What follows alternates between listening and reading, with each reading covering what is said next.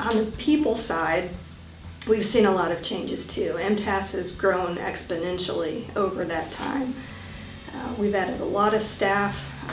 It used to be we would have one public works consultant, we had one fire consultant, one police consultant that covered the whole state.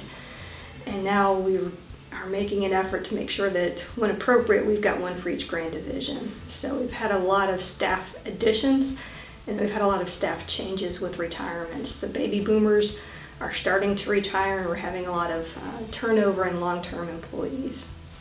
The biggest change was the ability to communicate technologically. When I first came to MTAS, MTAS was just beginning to get computers, and they were very, low-level operating computers at that time. Of course, later on, we got up to speed. You're always looking to make improvements. Some organizations feel very successful if they just keep the wheels moving in the right direction and keep doing what they've always done. I love that MTAS is always looking to change things up. Every year they're interviewing their users to say, hey, what can we do better? What do you need that we don't provide? So sometimes it's me finding out about services that I didn't know of before, or them responding to a need that I have. MTAS evolves right along with the cities, and they keep up to date with the challenges that cities have today compared to what they were, say, 10 years ago, 15, or even 20.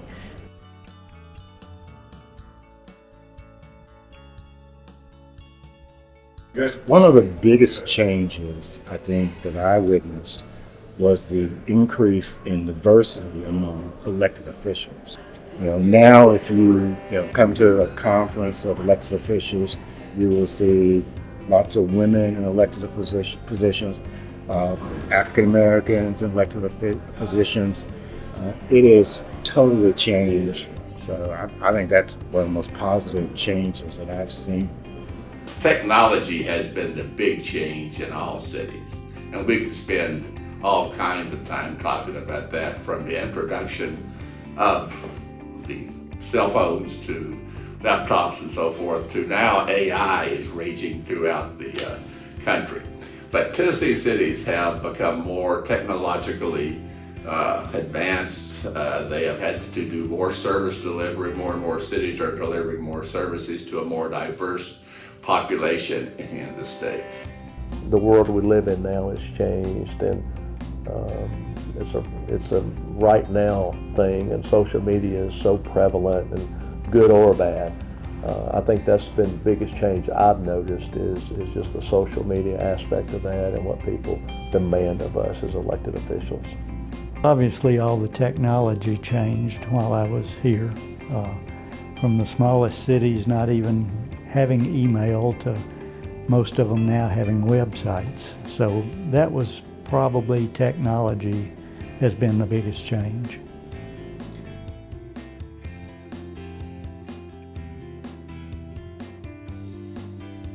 Left to right, this is MTAS 1952 through 2007. Victor Hobday, Odell Minor, C.L. Overman, and me. Victor Hobday, while I was director, I would go out to lunch with him once a quarter, twice a year, something. When he was in the nursing home, we'd go visit every now and then, not very often. Once went with the former president of the university, Joe Johnson, who had been in Victor Hobday's Civil Assistance Group in the United States Army Reserves. Dr. Hobday was the colonel, Joe Johnson was one of the sergeants. And we went out there and they had a lovely chat, the two of them, about their previous time working together. I really already talked about the people interactions. MTAS had a great staff, but we didn't get a chance to interact like we could, except for after hours. So we were really involved in the faculty staff intramural program at University of Tennessee. We had a baseball team, a softball team, a sand volleyball team, we had a basketball team, and we would go, we would participate as a group, and we would drag people out of the staff that didn't feel comfortable out there on the softball field, but we'd talk them into playing out there. We'd have a good time, and then after we'd be finished, we'd go have a couple of beverages and celebrate or lick our wounds, one or the other. Jim Thomas was the executive director of MTAS when I came, and you know, it was interesting when I moved from the Institute of Ag to the Institute for Public Service. Even though I'd been in the university at that point close to 30 years, it was a big change, and I knew a handful of people in the Institute. I'm not sure that I knew anybody in MTAS at that time, and Jim Thomas early on, we share some common background, and he was very quick, and I appreciate how quick he was to embrace me coming over. And we needed to make some changes at that time in a lot of things, and he was a key advisor as well as supporter, and I very much appreciate that and won't forget that. A couple of my favorite memories during my time at MTAS.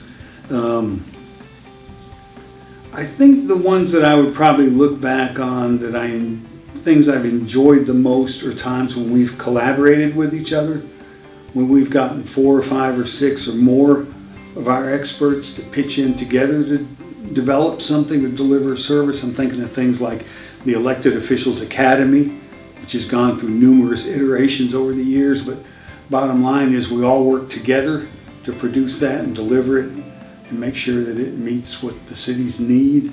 And that's probably been my favorite memory, is to do collaborations like that. My first memory is Sid Hemsley. So I was much younger then, had more hair than I've got now. So you got this figure that is just full of knowledge, and just a guy that you kind of want to just bow down to a little bit. But you know, as a younger mayor, when you talk to someone like that has the little gravelly voice that Sid had the knowledge, and you know, the glasses, the salt and pepper shaped type hair, and it's like talking to your grandpa sometimes. And you know, you don't want to let your grandpa down, and you know that your grandpa is going to give you sound advice, and so you can kind of take it to the bank. That when he told you something, that's the way it was. Same way with Richard Stokes. When Richard told you something in HR, you can take it to the bank. As the chairman of the advisory committee for MTAS, I've been very privileged to get to know nearly all of the staff statewide with MTAS, and I can tell you that all of my experiences have been pleasant. I am in deep admiration for all of the staff, the servants who serve our servants. It's all about service, right? The Municipal Technical Advisory Service. Everyone takes that word so seriously. So all of those experiences combined add up to more than just a single occurrence. If I have to put anything at the top of my list, though, it's always at the public entity partners, their dance party, and being able to dance with our Mentha. That is the highlight of my MTAS experience. When I was in the Nashville office, I was fairly young, 35 years old coming in. 30 years old, now that I say that. So I was 30 years old when I came here.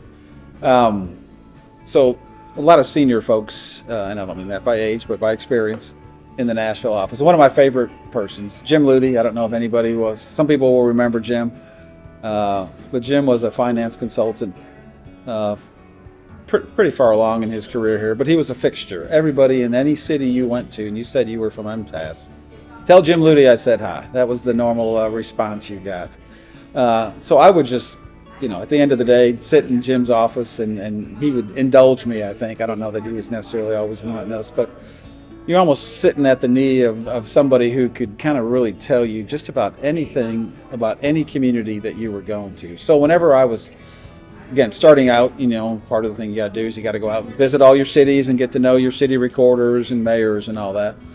Before I went anywhere, I'd stop in and talk to Jim and say, hey, I'm going to Cumberland City, or I'm going to Erin, or whatever the case would be. And he'd say, well, you're going to see so-and-so, here's their issues, and tell them I said hi.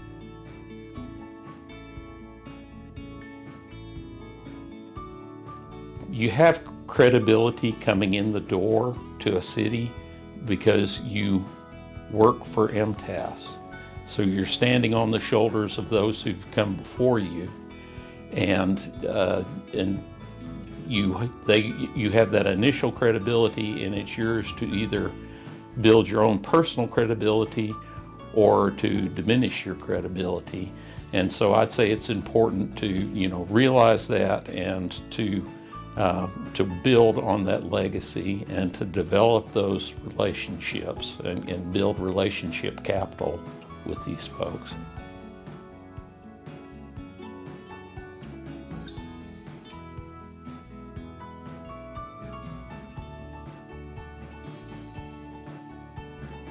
I think y'all have to continue to assist cities.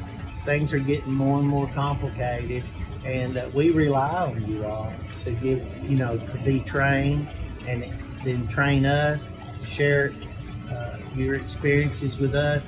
And I think I think cities would be lost, and it would cost them, thousands more dollars if they had to hire consultants, private consultants, to do this type of work or get this type of advice. But y'all have such a pool of knowledge in all the major aspects it takes to run a city.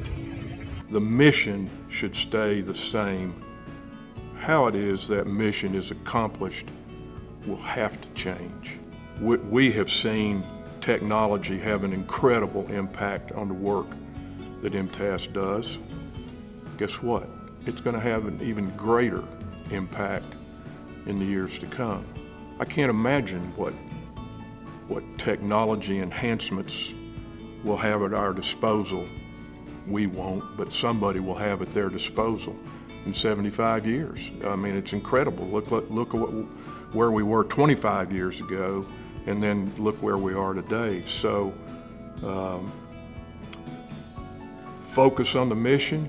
It's the right mission, but know that how you execute the mission and how you successfully execute the mission is going to have to concentrate on technological advances that who knows what we'll see even tomorrow. So, yeah.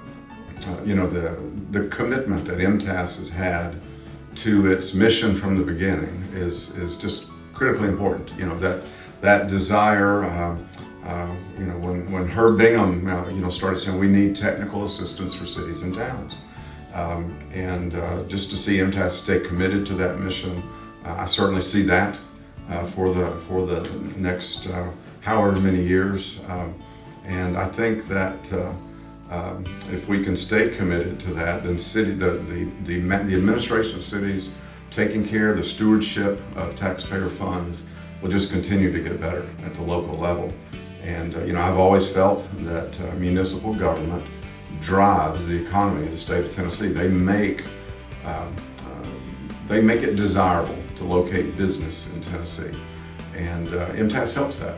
There is a very rich history that goes on in the University of Tennessee and its outreach mission, and the Institute of Public Service, and particularly MTAS. That goes back, I would say that MTAS is of the public sector assistance was the first in 1949, and it kind of was the model. It set the mark. It was the new bar to meet in terms of how a university served its citizenry and its communities. And to my knowledge, it's one of a kind in the nation, and there's nothing like it. And it's a history that we really should be proud of. It's done some great things and even helped give rise and birth to other entities such as CTAS and CIS and LEIC based on that MTAS model that was so successful. So we're at a good time and an exciting time right now with the 75th anniversary being here. But I think it's also time when we need to reflect back, and we don't have any successes in life that we're not standing on someone else's shoulders that came before us. And I think it's a great time to reflect upon those people that we'll never know, but thank them for helping us get to where we are so we are better positioned to deal with Tennessee's future. So when we were incorporated in 1949 in state law, we were in the statutes once. Today our peer in the laws 22 times. So I expect that will expand as well. So as the legislature realizes what MTAS can do, it mandates, MTAS can handle that, just like the CMFO program. So I would expect over the next 75 years, we will have more than 22 citations in the Tennessee Code. That's because we're doing great things and providing great services that our cities need, and the state recognizes that.